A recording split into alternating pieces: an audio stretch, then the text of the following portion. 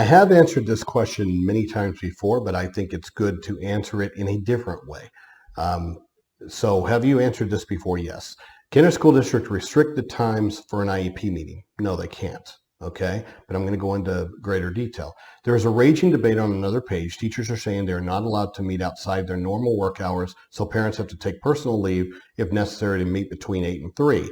It seems that a district's decision to limit contracts for teachers to 8 and 3 with no wiggle room for IEP earlier could be a problem. It is a problem. If 8 to 3 schools make other arrangements, if 8 to 3 is not agreeable to parents, shouldn't schools make other arrangements? Yes. Also, I have a school district that limits IEP meetings to 25 minutes. If they are not finished in 25, they dismiss and make the parents come back another day. The father works at a job that makes him take a whole day off without pay every time there's an IEP meeting. Having to come back 2 or 3 times costs him several days of pay. That does not seem like free or mutually agreed. Let's tackle the first one.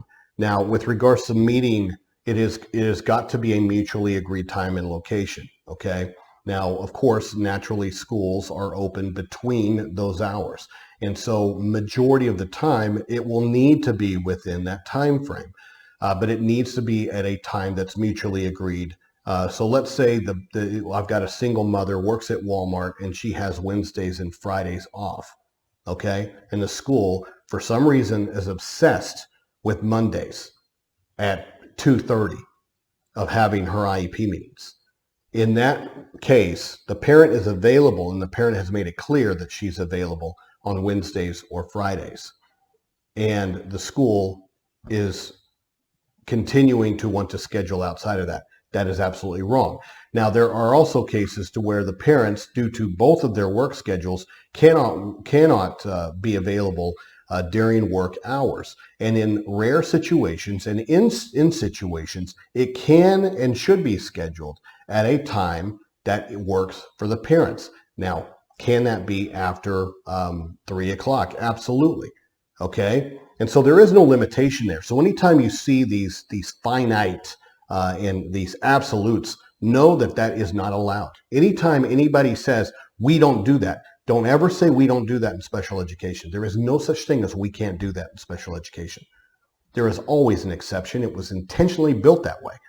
The IDEA is intentionally built to be flexible, gray, and malleable, guys. It is not there to be these bright line, strict policies. Okay? That's where the schools end up finding themselves in trouble, and they end up violating not only children's rights, but parents' rights. Parents have rights under this law to full parental participation. They also have a right to a free, appropriate public education for their children. Now, I think that there is an argument to be made, more along the lines of, I think, disability rights, more 504, more ADA, frankly, because there's more damages in those areas that could be quantified. And quantified meaning that I can sit there and point to the repetitive actions on the part of the school to where you're limiting me to 25 minutes for an IEP meeting. All of you are being paid. I am not. I am here advocating on behalf of my child. And parents are enveloped with their child's rights under ADA, under 504, and under IDEA. Okay? So if you sit there and you say, well, for convenience, for our convenience, we're all getting paid, but we only allow for 25 minutes. Those things are a direct infringement, and it's discriminatory toward these particular classes of parents that are there to advocate on behalf of their children. So at that point, yes, you are causing financial hardship and financial damage to that family, and there are arguments to be made.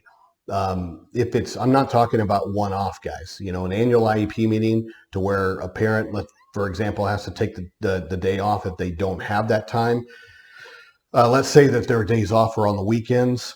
If it's a one-time, like annual IEP meeting, but if it's repetitive and it causes repetitive damage, let's say limiting the time, I'm arbitrarily limiting your IEP time to 25 minutes, and there's no IEP meeting that lasts 25 minutes to my knowledge ever, then at that point, yes, you're infringing upon and causing damage to the family. But if it's, let's say, an annual IEP meeting, and that particular date will work for you. But yes, you may not get paid, or you can get the time off. That's fine. That would not be considered unreasonable. I think it's shitty, I do, that these people get paid, you do not. You see, and I don't like to have meetings after 2 o'clock because I've got children I've got to pick up. It's a common thing. I don't like to be inconvenienced because I have children. Well, so does the parents. The parents like to get paid, and the parents have other children they have to pick up as well. You know, it's absolutely the selfish sometimes when I think about the inconvenience that all school people don't want to be inconvenienced at all. I want to get paid. Oh, you do? Well, so do parents. You know, especially parents that let's say are single income parents, or parents that are paycheck to paycheck parents, that are barely keeping it together parents. And to have you be so mindless and so in just clueless as to how the other half lives, it's disgusting. It causes damage, guys. Real financial hardship.